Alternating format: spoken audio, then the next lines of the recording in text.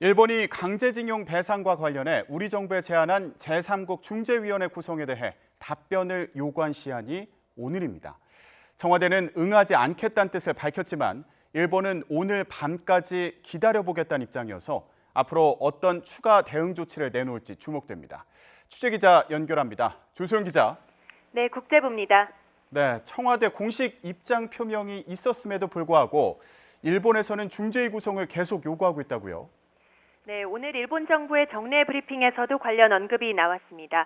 니시무라 야스토시 관방부 부장관은 한국 측으로부터 중재에 응하지 않는다는 회답이 없었다며 협정상 정해진 시한인 오늘 밤 12시까지 중재에 응할 의무를 지고 있다고 말했습니다.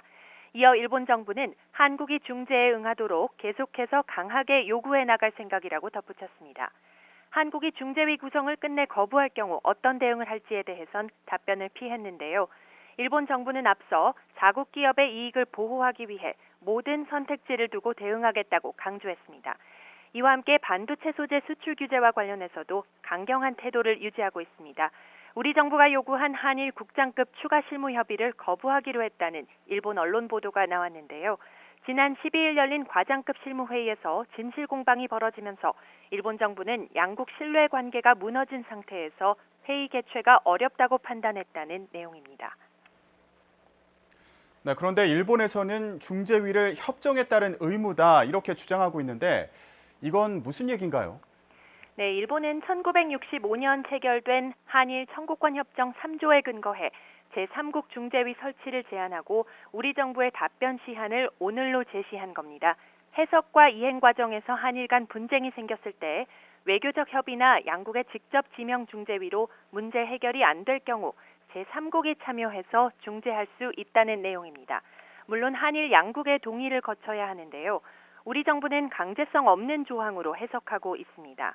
중재위는 필요에 따라 일시적으로 설치하는 비상설 기구인데 지난 54년간 한 번도 구성된 적은 없습니다.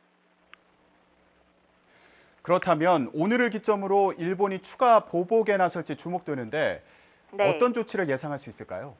네, 예상되는 일본의 다음 행보는 국제사법재판소 제소입니다.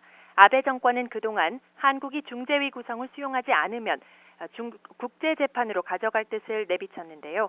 현재로서는 제소를 서두르지 않겠다는 방침이라는 현지 언론 보도가 나왔습니다. 당분간은 국제 여론전에 주력하는 한편 일본 기업의 자산 매각 상황을 지켜보면서 제소 여부와 시점을 결정할 수 있다는 겁니다. 제소를 미루는 대신 한국 정부를 상대로 손해배상 청구 소송을 벌일 가능성도 제기되고 있습니다.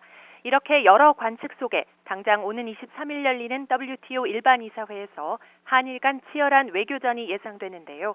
그 이후 상황을 주목해야 할 것 같습니다. 일본이 국제사회 여론에 밀려서 협상 테이블에 앉을 가능성도 있지만요. 지금의 입장을 고수할 경우 강요 회의 등의 절차를 거쳐 다음 달 중하순쯤 한국을 화이트리스트에서 아예 제외할 수 있다는 관측도 나옵니다. 그 사이 미국이 중재에 나설지가 관심인데요. 어제 한국을 방문한 데이비드 스틸웰 미 국무부 동아태 차관보는 동맹으로서 미국은 한일 갈등 해결을 위한 노력을 지원하겠다고 밝혔습니다.